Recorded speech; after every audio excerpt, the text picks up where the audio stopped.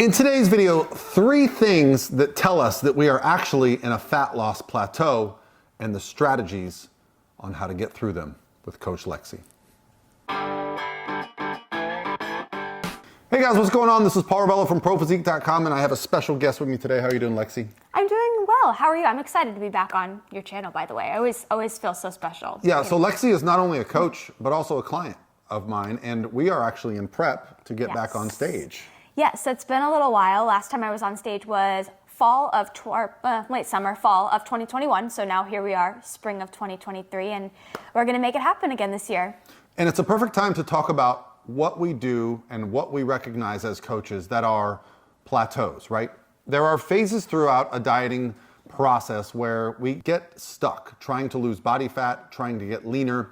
For some people during a lifestyle phase, they're just trying to lose a little bit of body weight. But for us competitors, we're on a timeline. We have a show picked out and we want to make sure that we get stage ready in time. So I'm going to give Lexie the floor first, and we're going to talk about 3 things that we like to do as coaches that actually tell us, okay, this person is in a plateau.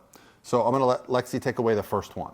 Yeah, so I think that the first and probably most obvious marker that somebody is in a plateau is going to be weight. Now we will go into depth here in a second about how that isn't always just the only marker to identifying a plateau, but I think that is the most common one people think of is when weight stalls. And I think Paul and I had agreed that typically in contest prep, if you're seeing like a weight plateau amongst these other things that we're going to talk about for a little bit longer than a week, then that is a little bit of a sign that you may be hitting a plateau. So that would be number 1. Yeah, so the scale is obviously the thing that everybody kind of leans on. They get excited when you see a new low, and rightfully so. Sometimes you put in work and you want to get the benefit. You want to get that dopamine push. You want to get the reward, and you step on the scale and it's down 3 pounds and you're like, yes, I did it. But hold on, guys.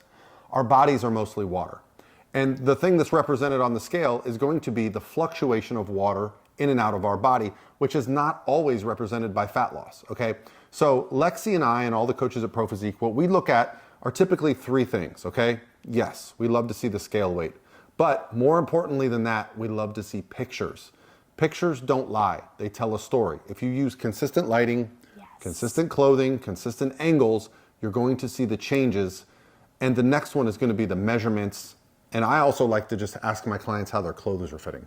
Absolutely, absolutely. Those are all great markers that things are happening. And again, we mentioned the scale, but how your clothes are fitting, how your progress pictures are looking, measurements, those are indicative that you are making progress if those are moving. Yeah, and it can often be exciting to see some measurements go down, especially areas that are typically more body fat like your waist. If that is coming down and the scale is not, that can be a great sign that you're actually adding muscle or retaining muscle throughout the process of fat loss. And ultimately, that's much more important than just seeing the scale drop. Absolutely, because especially the leaner you get in contest prep, I find that the scale is a little bit more susceptible to those fluctuations. Like even the littlest thing can kind of cause it to go up or down. You know, it can be thrown off by so many different little variables. So it's important not to just fixate on that as the only thing you're measuring.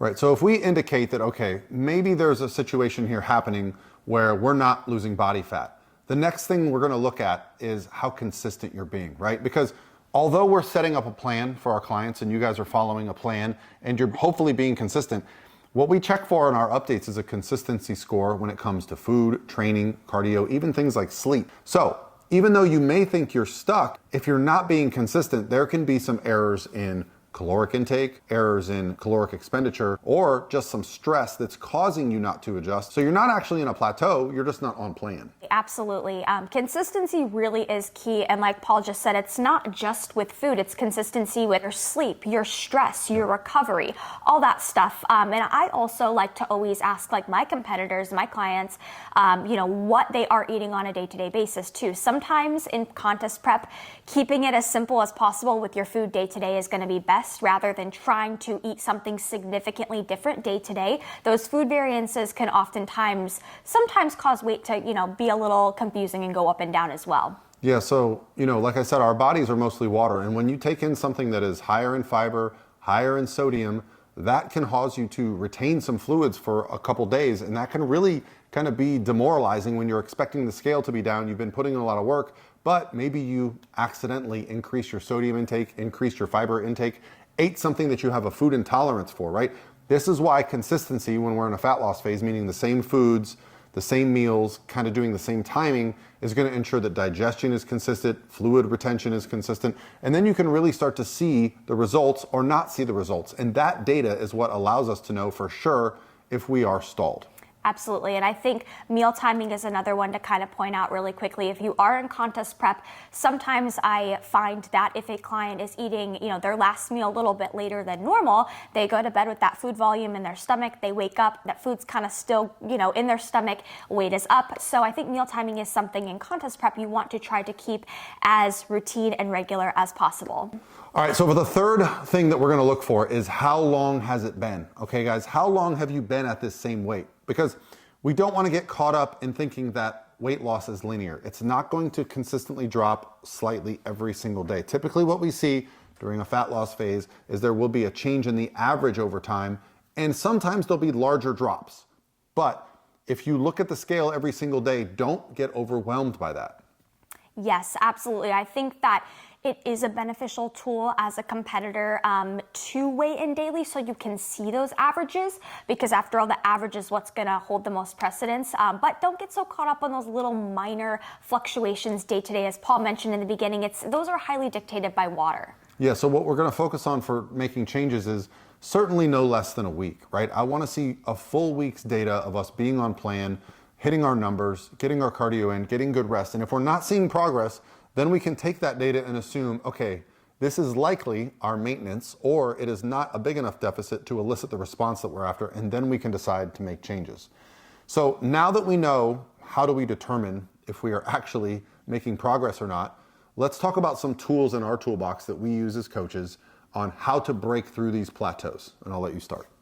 Absolutely. So I think the first kind of most obvious thing, this isn't always going to be the scenario for everybody, but the first kind of way to break a plateau is to evaluate as a coach, how low is that person's macros, calories, and is there, do they have enough food in general that they're already working with that we can pull from that, right? That's not always the case in prep. You are going to hit plateaus, sometimes kind of your basement floor of macros, and we'll talk about the strategy that we would elicit if that were the case. But I think the first thing you can do is take away food, add a little bit of cardio if the client is in a good space to do so. Yeah, so we've all familiar with the idea that, eat less and move more. And essentially what you're doing there is you're creating a larger caloric deficit in your daily routine. Now, as you diet a long amount of time, calories get low, like Lexie said, activity is getting quite high.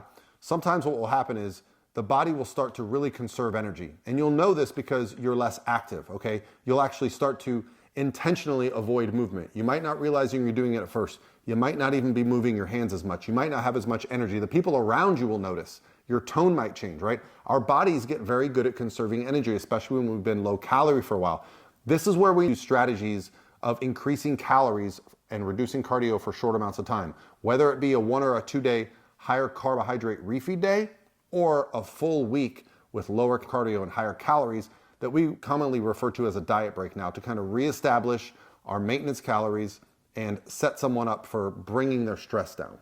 Absolutely. And so Paul just mentioned the diet break philosophy, and essentially it doesn't essentially mean that you're taking a break from dieting or doing anything like that. Essentially, as a coach, what we're doing is we're bringing that client's food up to their presumed maintenance at that time. Now, granted, that person's maintenance is not going to be at that point in time the same as it was before they started contest prep, but we bring food up to their presumed maintenance, typically taper down cardio a little bit. And oftentimes, I think you can agree, people usually feel really good, with this increase of food, decrease in cardio, and sometimes competitors will even drop weight just because they have more energy and they're moving more. And I think a lot of people forget that that is something that can happen. Yeah, we burn far more calories through NEAT than we do through exercise, okay? And I don't think most people don't associate our NEAT or our non-exercise activity as a caloric expenditure. But there's a few factors. When you bring food up, a few things happen. A, you might just move more involuntarily, right? You just might have more energy throughout the day. You sleep better, right?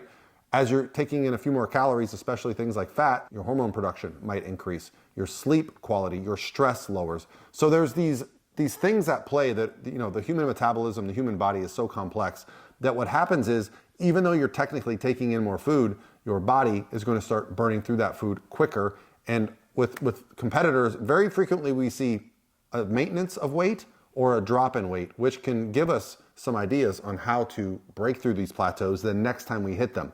And what I have found with diet breaks is the competitors that do use this strategy, which is almost all of my clients at this point, when you get to stage, you get there in a better place. You're not so run down, you're not so food focused, and you actually understand that you can bring food up temporarily and feel better without having to crush yourself out of your dieting phase. Absolutely, I 100% agree. And I think that also knowing that most competitors will need this strategy of a diet break just furthermore kind of encourages longer preps. And I think that that's what Paul and I prefer, with clients, is having a longer timeline so that we can plan for these potential plateaus, and you can do things like diet breaks to break over these plateaus. Yeah, so ultimately, what do we look for when a diet break might be recommended?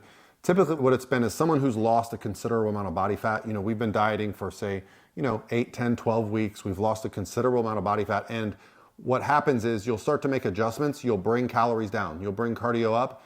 And instead of weight loss, you'll actually get the opposite response. You'll see an inflammation increase. You'll see a strength decrease. You'll see a food focus increase. You'll start to notice that the athlete just is not at their best.